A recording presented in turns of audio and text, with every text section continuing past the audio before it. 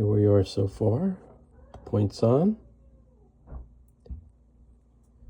The two insulation block or points wires are connected. The red and the white to go to the individual ignition coils.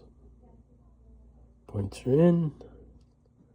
Little lubricating tab for the cam is in.